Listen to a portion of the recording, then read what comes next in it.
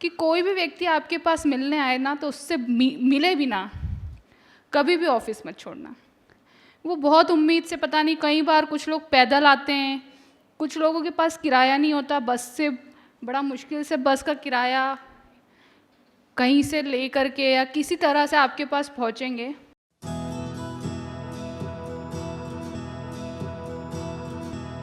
सभी को मेरा नमस्कार। मंच पर आसीन हमारे आदरणीय शोभाताई मैडम, हमारे सबके बहुत प्यारे महेश जी भाई साहब, हमारे गुरुजी आचार्य जी, और हमारे पीटीसी के गुरुजी जिनसे हमने पहली बार शिक्षा प्राप्त की थी, यादव सर, राहुल भैया, मेरे प्यारे हस्बैंड, सभी को,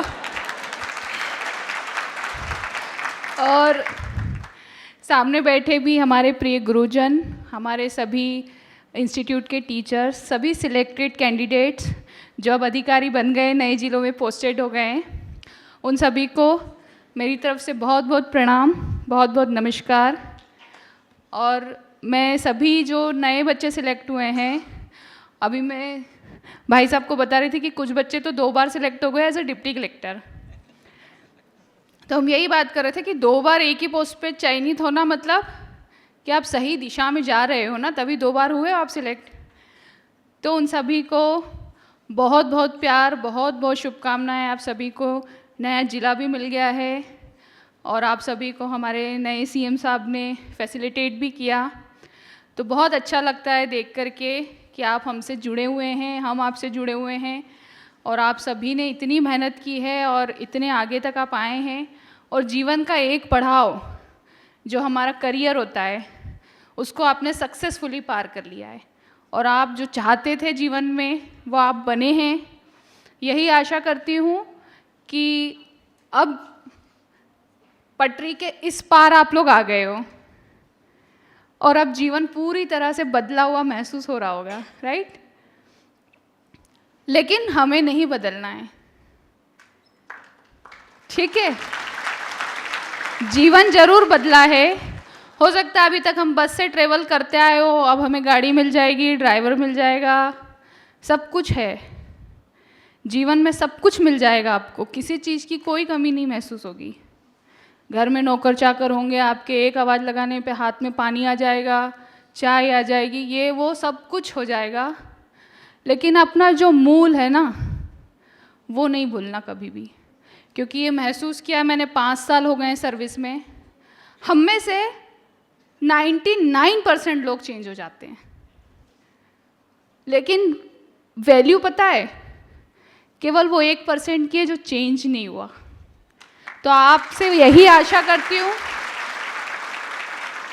कि आप जीवन में जिस तरह आपके करियर के प्रति ईमानदार रहे हैं और यहाँ तक आप पहुँचे हैं, उसी तरह अब सामान्य जनता के प्रति, चाहे कोई कितना भी गरीब व्यक्ति आ जाए, कई बार ऐसा होता है कि सुबह से शाम तक हम लोगों को सुन रहे हैं, लोग अपनी छोटी छोटी, हम लोग को ऐसा लगता है कि कितनी छोटी चीज़ के लिए वो व्यक्ति दिन भर से 4-4, 5-5 घंटे आप उसको टाइम नहीं दे पा रहे हो। स्पेशली में जो डिप्टी कलेक्टर्स, जो एसडीएम्स बनेंगे, डीएसपीस, क्योंकि आप लोग के पास वर्कलोड बहुत ज़्यादा रहने वाला है ना? लेकिन हर व्यक्ति को आपसे उम्मीद होती है।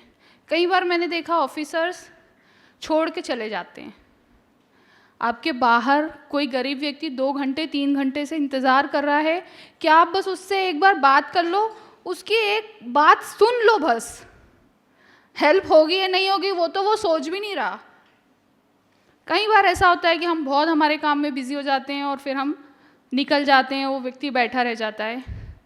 सिर्फ रिक्वेस्ट है, अब ये तो खैर आपकी नई ज़िंदगी है, आप लोग कैसे उसको, पर एक रिक्वेस्ट है कि कोई भी व्यक्ति आपके पास मिलने आए ना तो उससे मिले भी ना, कभी भी ऑफिस मत छोड़ना। वो बहुत उम्मीद से, पता नहीं, कई बार कुछ लोग पैदल आते हैं, कुछ लोगों के पास किराया नहीं होता, बस से बड़ा मुश्किल से बस का किराया कहीं से ले करके या किसी तरह से आपके पास पहुँचेंगे। और कई बार ऐसा होता है कि हमारे पास ऐसी थप्पियाँ लगी है और हमको बहुत ज़्यादा कुछ नहीं, एक साइन करनी होती है, पर उस व्यक्ति का ना उसमें जीवन का बहुत महत्वपूर्ण पहलू जुड़ा हुआ होता है। तो हमेशा ये कोशिश रहे कि हमारी टेबल पर कभी भी काम नहीं पेंडिंग रहे, हमारे पास जो काम है वो हम कर दें। बहुत बार ऐसा होता है कि बहुत दिन तक अगर कोई काम पेंडिंग पड़ा है तो फिर बाद में करने का भी उस व्यक्ति को कोई लाभ नहीं रहेगा। तो सिर्फ यही कोशिश करना कि आप जैसे अभी हैं ना, ईमानदार, जैसे कुछ लोग 2 बार भी सिलेक्ट हुए क्योंकि वो अपनी उस पढ़ाई के प्रति इतने ईमानदार थे कि देखो कोई कुछ नहीं बदल सकता, जिसका सिलेक्शन होना है ना उसका हर बार होगा, क्योंकि वो ईमानदार है, वो उसकी पढ़ाई उस ईमानदारी से कर रहा है। अब आप बोलते हो ना कि अरे मेरा तो इस वजह से नहीं हुआ, इस बार में जो ऐसा हो गया था, मेरी तबीयत ऐसी हो गई थी या मुझे ये दिक्कत आ गई थी। उन बच्चों से सीखो, उनकी ज़िंदगी में भी बहुत समस्याएं रही होंगी, आप उनसे अभी सुनेंगे कैसे उन्होंने उस जीवन को, उस कठिनाइयों को पार करके यहाँ तक पहुँचे।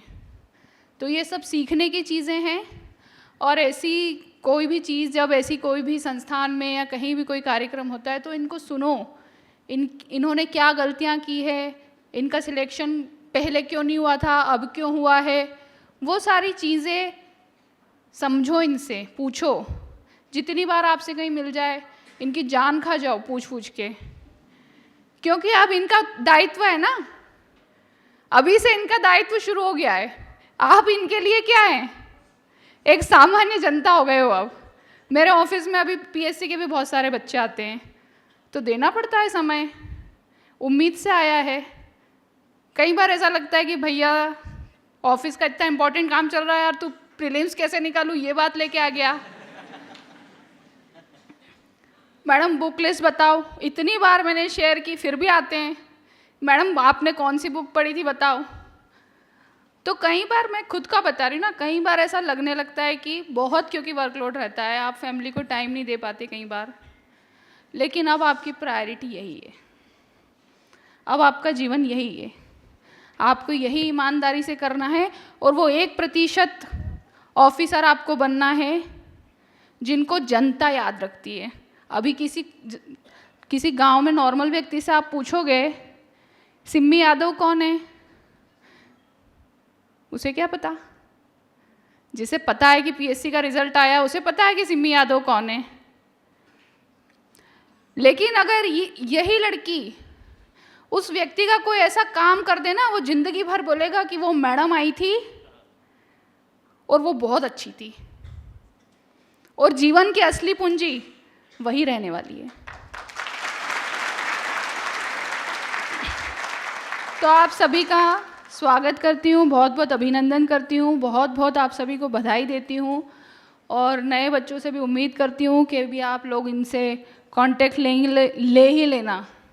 ऐसे शर्मा में मत रह जाना कि देखेंगे, इनके पीछे पढ़ो, कौन सा इन्होंने नोट्स पढ़ा है, इन्होंने कैसे लिखा है, ये सब पूछो इनसे, ठीक है।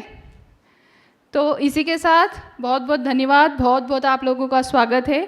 और मैंने बहुत समय ले लिया कार्यक्रम को, थैंक यू सो मच।